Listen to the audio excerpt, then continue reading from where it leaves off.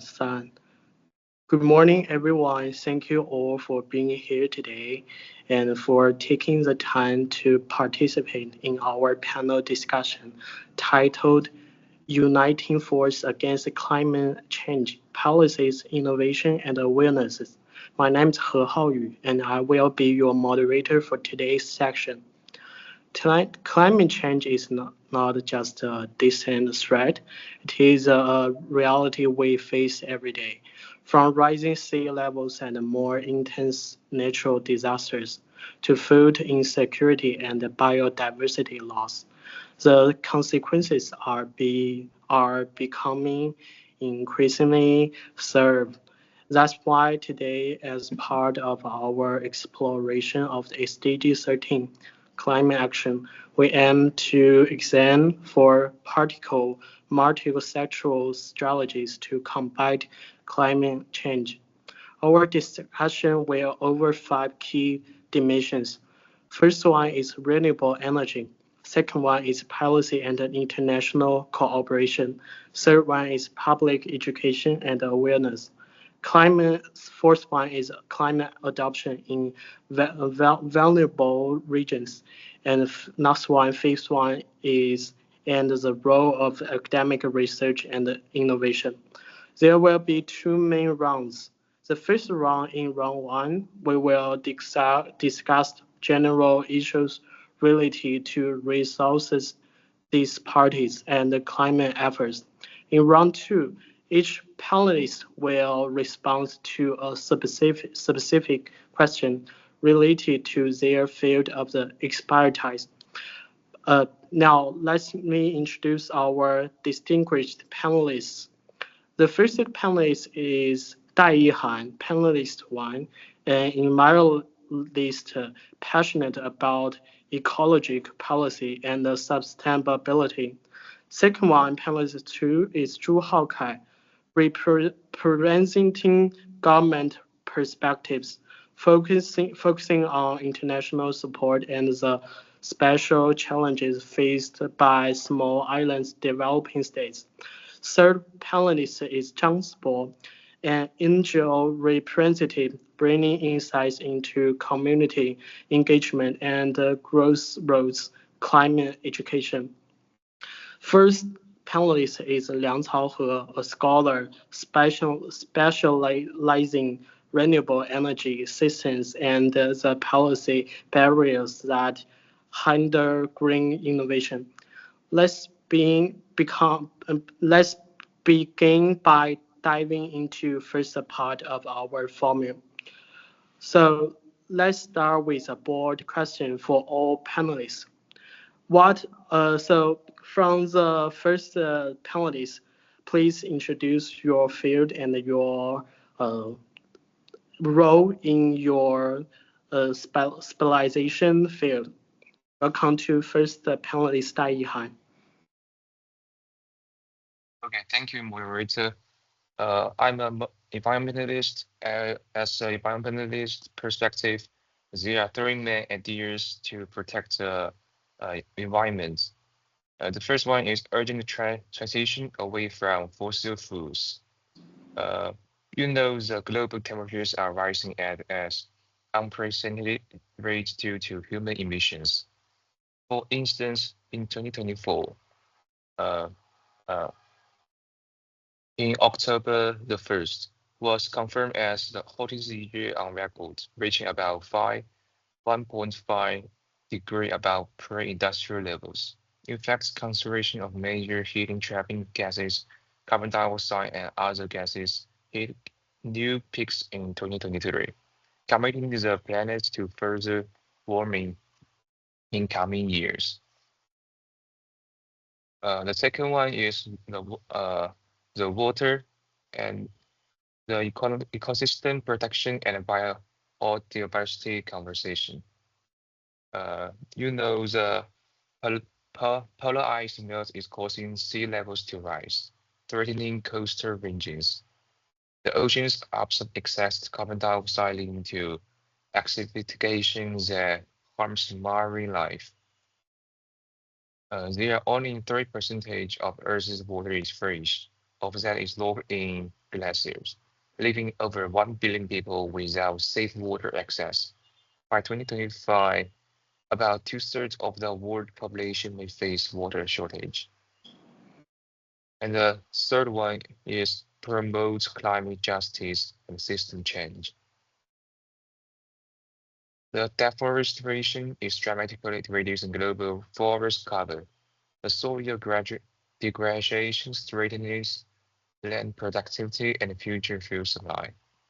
According to the UN, about 40% of the planet's soil is already degraded, and the current unstable practice continue. As an environmentalist, I believe governments must act how to stop ecological collapse. First, we need strict laws to reduce carbon emissions. Every country should set clear limits and shifts to renewable energy like solar and wind. Second, we must protect forests and oceans. Deforestation and overfishing are destroying ecosystems. Strong conversations, policies are urgent. Third, the governments should ban single-use plastics and support recycling. Waste pollution is damaging both land and sea life. Lastly, we need global rules like hold companies accountable for environmental harm. Green business should be rewarded and polluters should pay. These steps are simple but powerful. If we don't act now, the damage may be impossible to reverse. That's all my comment. Thank you, moderator. Okay, thank you. Thank you, the first panelists. Thank you for your distinguished answer. So, our whole ecosystem is infected is being infected by our industry emission and the global warming gases like carbon dioxide. So we believe that with the suggestion from the specialist environmentalists, we believe that the situation will be strengthened by step by step. Thank you, panelist one. So please start with our panelist two, Zhu Haokai. So please start your specialized field. Okay, thank you, moderator, and hello everyone. My name is Zhu Haokai, and today I will continue to dive into the tough sustainable development challenges facing small island developing states, or SEADs for short. And as a government official, first, I want to say the territory and land related constraints. SEADs are stuck with small territories and limited land. This puts the brakes on agriculture, industry, and infrastructure building when it comes to expanding.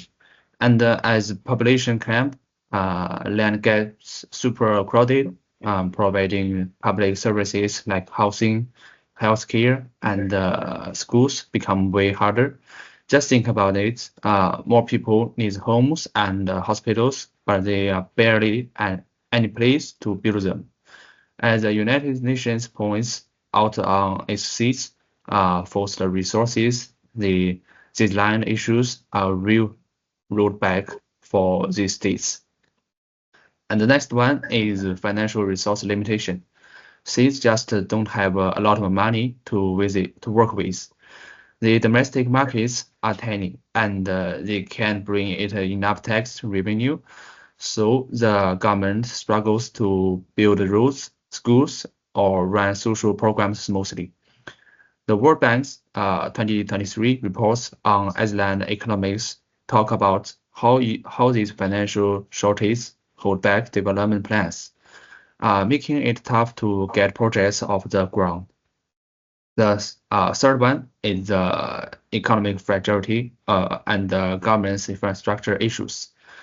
States lean heavily on international trade. When global prices go higher, their economics take a beat because they import so many essential goods. Plus, handling public affairs and building infrastructure is a real challenge. They don't have enough staff or the right skills to plan and execute projects well. And in the bigger picture, even with these local struggles, Reuters 2024 post Davos report shows that global companies and are still pushing for climate and sustainability goals. It makes you think, how can cities keep up with these global efforts when they dealing with so many internal handles? These challenges are clear shows that why cities need support. By getting a grip on their problems, using the insights from sources like the UN, World Bank, and Reuters, we can stop quickly.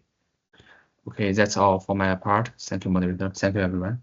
Okay, thank you for your distinguished answer. So, with a specific step support from government perspectives, so we believe that the international support and the special challenges faced by small island developing states will be so this problem will be solved in the future as soon as possible. Thank you, panelists two. So let's move on to panelist three. Zhang Zibo, please introduce your specific field towards your perspective. Hello, moderator. I'm Zhang Zibo. I'm been speaking from the perspective of a non-governmental organization. My focus today is on the role of public awareness and education in driving effective climate action. The first point is raising awareness is the foundation for action. Many people are aware of the term climate change, but they don't always understand how it affects their lives or what they can do about it. Without that understanding, action becomes unlikely. In some communities, simplify climate information through visual posters, local language videos, or community radio. It helps people better grasp the urgency of climate issues. According to a United Nations report on civil society action, this communication method significantly increase participation in climate programs at the local level. 2023. As a result, individuals began making small but meaningful changes, such as reducing plastic use or participating in local recycling efforts. This shows that clear, accessible communication can return awareness into engagement. Community education leads to practical, long-term change. Awareness alone is not enough. People also need knowledge and tools to take real action, especially in areas with limited access to formal education or environmental resources. For instance, in rural regions, NGOs have implemented training programs to teach farmers how to use composting technique and water-efficient irrigation systems. These methods not only lower environmental impact but also improve crop yield. In fact, a 2024 field report shared by Reuters that farmers involved in such programs experienced a 20 to 30% reduction in water usage. Education, in this case, created lasting behavior and economical benefits. And public engagement build ownership and accountability. Sustainable climate action requires people to feel part of the solution, not just informed, but involved. In several communities, NGO organized events like climate lunch and learn missions. This brought together students, workers, and residents to discuss climate topics and brainstorm local innovators. As mentioned in the same UN report on civil society, Such events have led to school recycling programs, neighborhood garden projects, and green volunteer teams. These efforts may be small in scale, but they are driven by community ownership and that makes them sustainable. In conclusion, awareness, education, and engagement are not options. They are essential, and they make climate action personal, practical, and powerful. NGO play a crucial role in connecting people with knowledge, tools, and motivation to act. When people are informed, skilled, and include, real climate progress become possible. That's all of this. Thank you, moderator. Okay, so as far all we concerned, the NGO organization plays a significant role in community engagement and the grassroots climate action education. We believe that the situation will be strengthened gradually in the future. Thank you, panelists three. So Thank you. the last panelist, Liang Caohe, please show us your special field. Okay, thank you, moderator. First, I would like to give a brief introduction of myself. I'm a scholar. My field is to provide theories for the practice of the environment protection. There are three main points that I would like to give as a suggestion.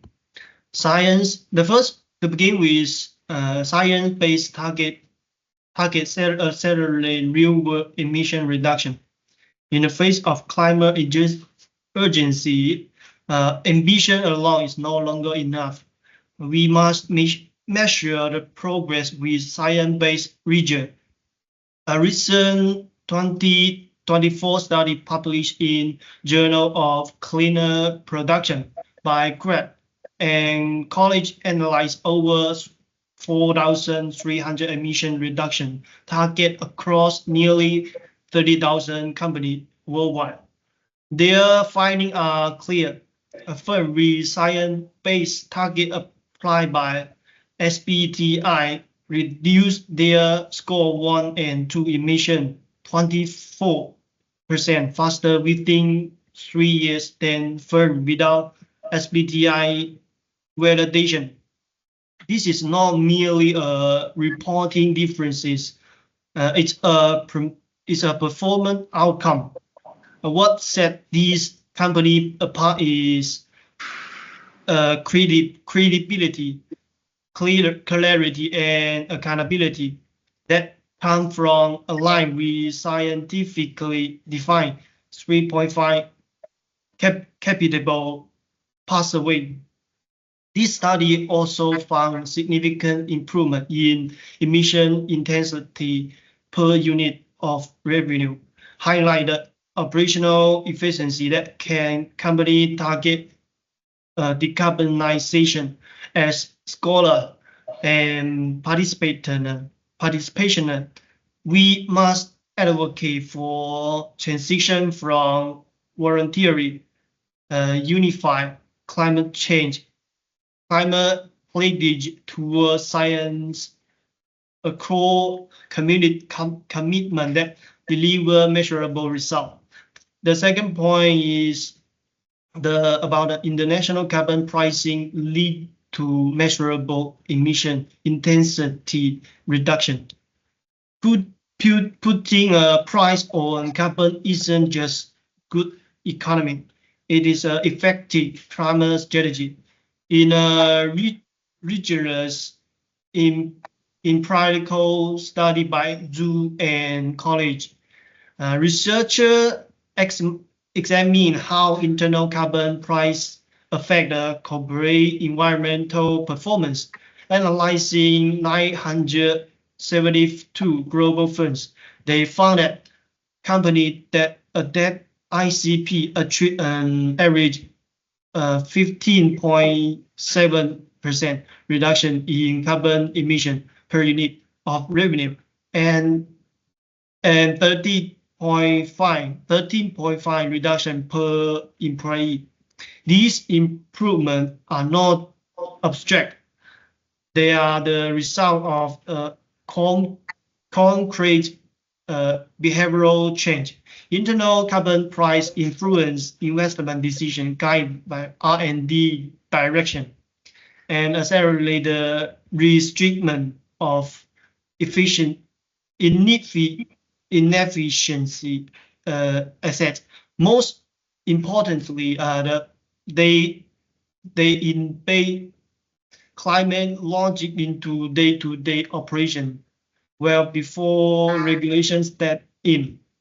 The study confirmed that ICP act as both a financial signal and governance mechanism for corporate actor serious about climate leadership. These two allow them to internalize future climate risk now and reap operational and reputational gain in the process. The third point is about strong internal climate governance enable company to convert climate disclosure into real emission reduction. Climate change disclosure alone does not cap emission, but disclosure governed by empower board can. 2025 study by Probo and colleagues published in Journal of Risk and Financial Management offer compelling evidence from 150 Indonesian companies. It shows that first, with strong governance, particularly those with larger board, gender diversity, foreign ownership, and design sustainability committees achieve up to 15 greater improvement in carbon performance when paired with robust climate disclosure. This is a governance multiplier effect without international climate capacity. Disclosure becomes a performative act. With it, disclosure becomes actionable intelligence. The study is a structural equation modeling first that governance does not just enable transparency, it governs into result. For company and regulator, this finding is pivotal. It's not just enough to require emission. The emission data, we must also ensure that internal picture exit to respond that data with meaningful action. Thank you, moderator. Okay, thank you, panelists for, and with the calling up from the volunteers, the renewable energy system and the policy barriers that hide the green innovation will be quickly solved. We believe that. Thank you all the panelists. So we have 5 minutes left, so I'm gonna to ask you guys for panelists and general question. So everyone is saying. So let me start with a broad question for all panelists. What are the major gaps you see between the climate awareness and the effective action, particularly in terms of the access to education, technology, or financial support? Please answer me in 1 minute, one by one. Hello, moderator. Okay. Yeah.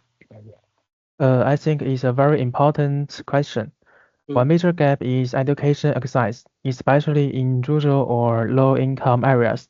People might be aware of climate change, but they don't always know what to do about it. Without proper training or resources, awareness doesn't lead to action.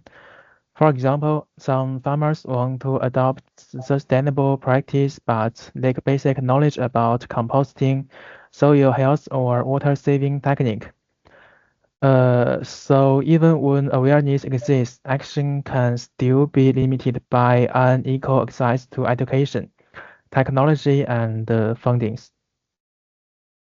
Okay, thank you.